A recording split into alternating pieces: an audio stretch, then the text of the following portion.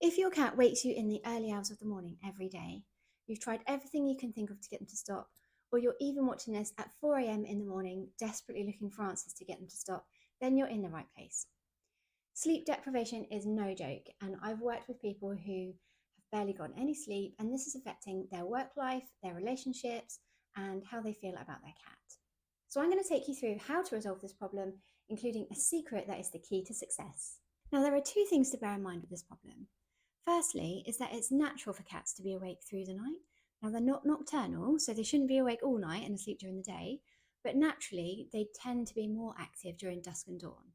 And that's because that's when the prey is more active, and if they were living like a free living life, then that's where their hunts would be more successful. So they sort of come with this predisposition where you are going to find that they're more active at these times. And so that's like just as we go to bed or just before we get up in the morning. However, what you'll probably find is that as cats share their lives with us, they do tend to match our activity sort of schedule. So if you're out at work all day, then if you had a camera on your cat during the day, what you'd probably find is they're very sleepy throughout the day, especially if they've not got access outside. They're very inactive because it's boring. The house is quiet. There's no one about. Whereas when you come home and the kids come home from school and the house sort of wakes up a bit, then the cats match that activity. And if you've got a young cat on your hand, then sometimes when you come home from work, they're like inexhaustible because they've had such a quiet day that now they're matching our activity and they're like, it's time to play. And you find you can't cook dinner or do anything that you want to get on with because your kitten is like, I'm ready to play. So it's not impossible for us to teach them that actually throughout the night, that is when the house shuts down again and it's time for you to be calm and quiet and people are not available. Also, cats will often look to us if they need something. So if they're hungry, if they want to play, if they just want some comfort, then what's most likely is they'll come to find that from us.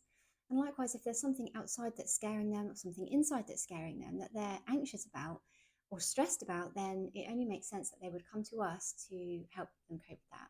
So these are reasons why the problem might begin because yeah, there's that trigger there that's like, I need some reassurance, I need some comfort, and then that can prompt them to come over to you.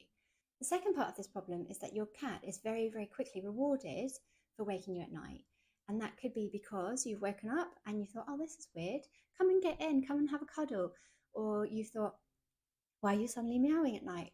Are you hungry? Do you need something? And it's only natural for us to worry about their needs not being met and us trying to provide for them. So um, there are heavy rewards that come from waking up their owners at night. And even the waking might be quite low level at the beginning. It might just be that they're paddling all over you when you're trying to sleep. It might be that they're meowing just for a short period and it's caused you to get up and think, what's that?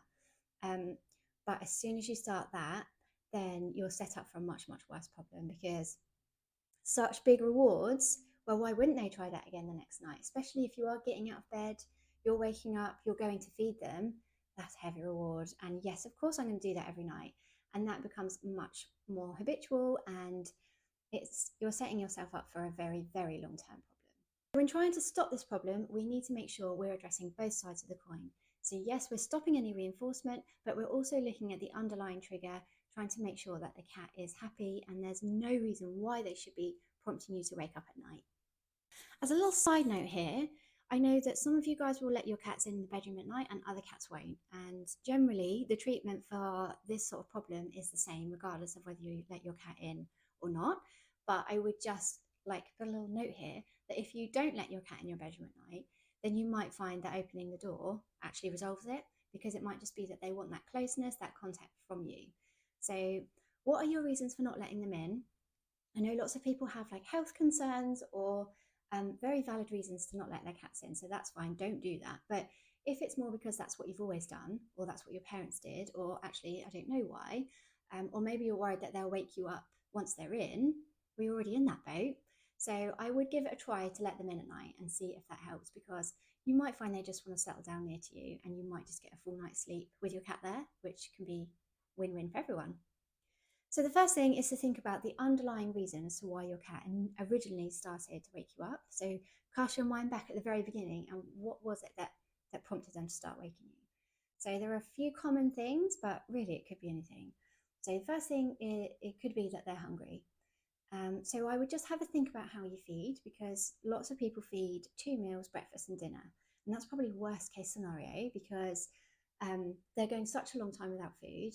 And for some cats, they need to eat little and often. That's much more reflective of their natural eating pattern. Like if they were living wild, they'd be hunting through the day and through the night. So you can understand why after a good 10 hours have gone by that they're like, I haven't eaten since 6 p.m. last night, then that would prompt them to wake you up.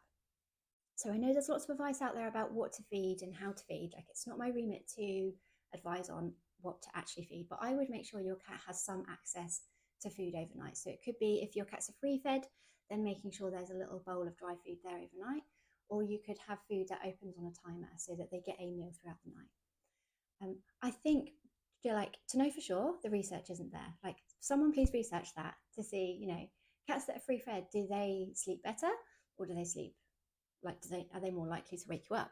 Because I find that in my experience having some food there does help the cat to settle because they can help themselves to a little bit of food in the night and then settle back down again. The person doesn't need to be involved in that, so there's no prompt of like, can I have some food please?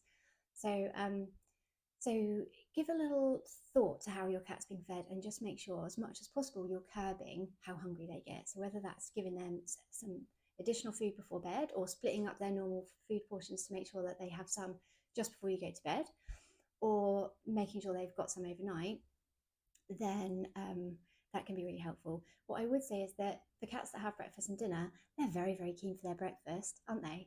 So I have lots of people that during the week they get up at 6, come down, feed the cat, and the cat's happy. But come the weekend, you want to lay until 8:30, it's not happening. 6 o'clock, they're like, come on, come on, come on, come on, wake me up. And you do. Lots of people go down, feed the cat, and come up back to bed to get their lay in. So we can really change that by changing the way that we feed and to make sure that these cats aren't super hungry and desperate for something to eat in the morning. Is it that your cat's waking you up because they're super active and they want to play? So it's particularly the case for younger cats as well, in that actually they've woken up in the middle of the night and they've got tons of energy and they don't know what to do with it. So they're zooming around the house. And again, if they try to wake you and you respond, even by talking to them or giving them a fuss or whatever it may be, then that's better than nothing. So they're definitely motivated to do that.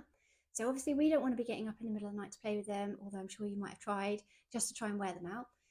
What I would advise about this is to make sure you play with them before bed, like a great big play session so they're super tired, and leave toys out overnight that they can play with on their own. So my cats aren't great at playing by themselves, are they? But if you were to put out new toys that weren't there throughout the day, so that they've suddenly like there's a bit of novelty there and they're like, oh, I haven't played with that for a while, then that can be helpful.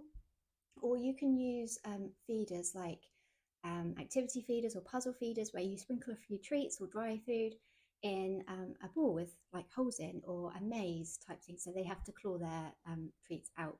So something that can get them in, that they're interested in, something that they can engage with that doesn't involve you, that can be really helpful too. Something I feel is often overlooked is that your cat might be cold. They might be cold and they might not be comfortable wherever they are at night, especially if they're not in the bedroom with you and you close them out. Like, have they got somewhere they can snuggle up?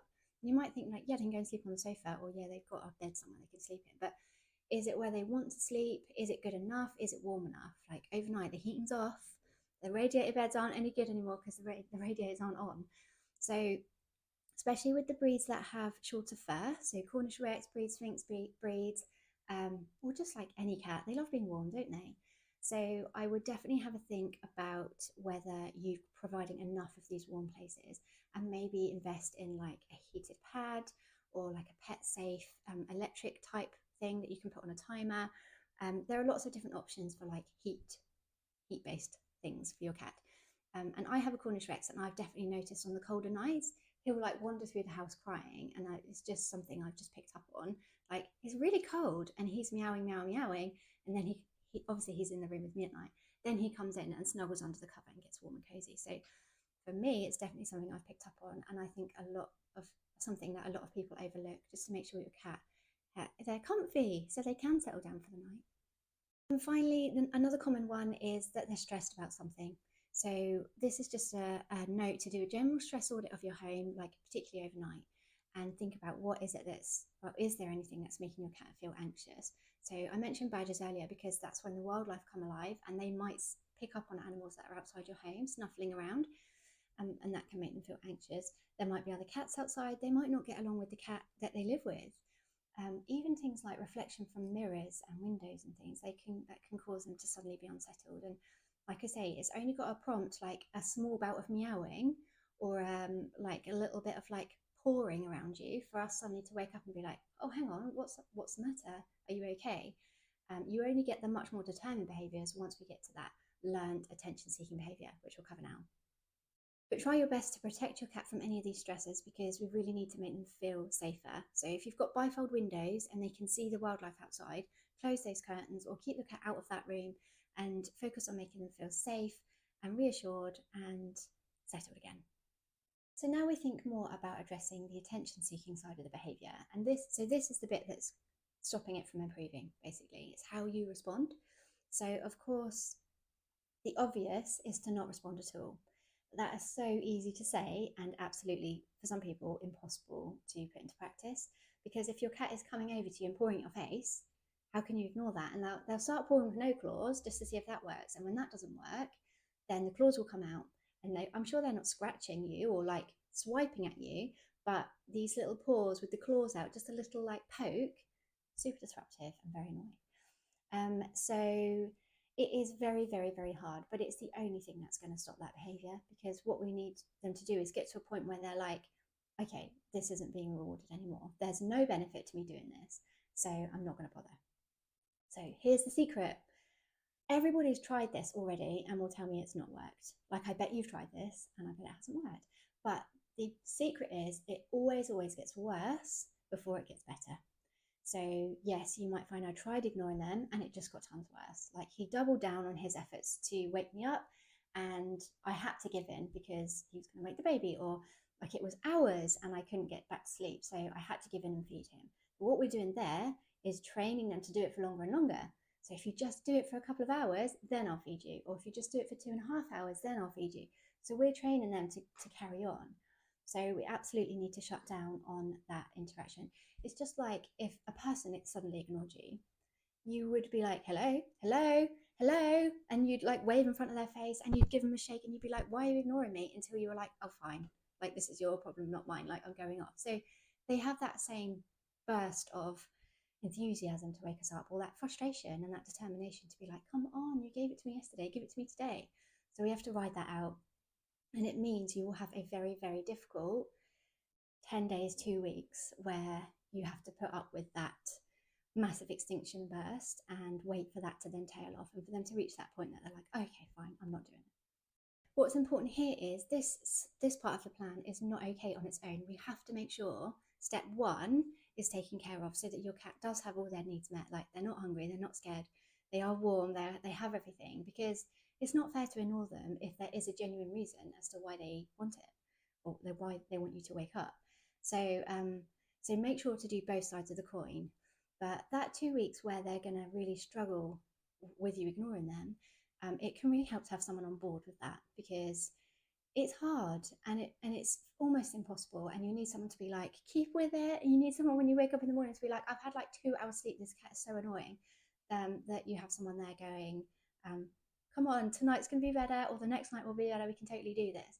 So I'm absolutely here for that, for anyone that needs it.